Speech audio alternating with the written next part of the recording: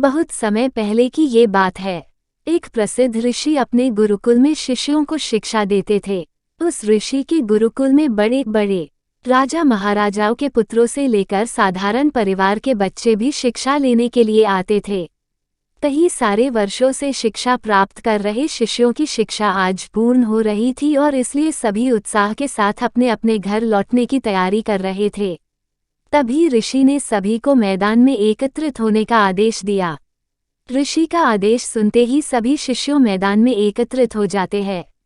ऋषि सभी से कहते हैं कि आज इस गुरुकुल में आप सभी का अंतिम दिन है और मैं चाहते हूँ कि यहाँ से जाने से पहले आप सभी एक दौड़ में हिस्सा लें। इस दौड़ में आपको सिर्फ दौड़ना नहीं है किंतु कूदना भी होगा और अंत में एक अंधेरी सुरंग से भी गुजरना होगा। क्या आप सब इस दौड़ के लिए तैयार हो? सभी शिष्यों ने एक स्वर में कहा, हाँ हम तैयार हैं। अब दौड़ शुरू हो जाती है। सभी तेजी से दौड़ने लगते हैं। वो सब अंत में उस अंधेरी सुरंग के पास पहुंचे। उस अंधेरी सुरंग में बहुत ज्यादा अंधेरा था और जगह जगह पर पत्थर भी पड़े थे। पत्थर के चुभने से सभी शिष्यों को पीड़ा होती थी। जहां अभी तक दौड़ में सभी शिष्य एक समान बर्ताव कर रहे थे, वहीं इस अंधेरी सुरंग में सभी का बर्ताव अलग अलग हो गया था। सभी शिष्यों ने जैसे तैसे करके बड़ी कठिनता के साथ ये दौड़ खत्म की और वो सब ऋषि के समक्ष एकत्रित हुए। ऋषि ने सभी से कहा कि मैं देख रहा था कि कुछ शिष्यों ने ये दौड़ बहुत ही कम समय में खत्म कर ली, तो कुछ शिष्यों ने ज्यादा समय लिया। ऐसा क्यों हुआ? ऋषि की बात सुनकर एक शिष्य ने कहा, गुरुजी हम सभी लगभग साथ में ही दौड़ रहे थे, पर उस अंधेरी सुरंग में पहुंचते ही स्थिति बदल गई। कोई खुद को संभल कर आगे बढ़ रहा था तो कोई दूसरे को धक्का देकर आगे बढ़ रहा था और कुछ लोग तो पैरों में चुभ रहे पत्थरों को उठाकर अपनी जेब में रख रहे थे ताकि दूसरे लोगों को बाद में आगे बढ़ने में पीड़ा ना सहनी पड़े।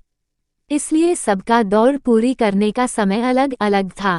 ऋषि ने कहा, अच्छा ठीक है, अब मुझे ये बताओ कि आप लोगों में से किस किस ने पत्थर उठाकर अपनी जेब में रखे हैं।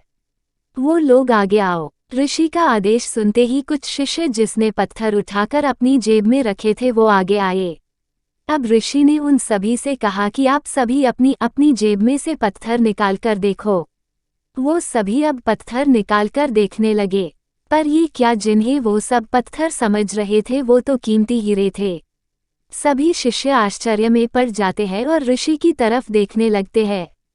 ऋषि ने कहा, मैं पहले से ही जानता था कि आप सब इस कीमती हीरे को देखकर आश्चर्यचकित हो जाएंगे।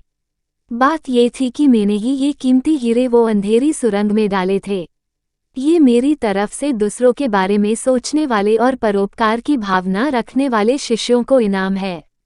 ऋषि ने सभी को समझाते हुए कहा कि ये दौड़ जीवन की व्यस्तता दर्शाती है, जहाँ पर सभी कुछ न कुछ पाने के लिए भाग रहे हैं, लेकिन अंत में वही सबसे सौभाग्यशाली होता है जो परोपकार की भावना रखकर दूसरों के बारे में सोचता है। आशा करती हूँगी कि आपको ये कहानी पसंद आई होगी। इस कहानी पर आपकी क्या राय है कमेंट करके जरूर बताइए। कहानी पसंद आई हो तो लाइक और शेयर करना बिल्कुल ना भूलिए। चैनल पर नए हो तो चैनल को सब्सक्राइब जरूर कीजिए। कहानी सुनने के लिए आपका बहुत बहुत धन्यवाद।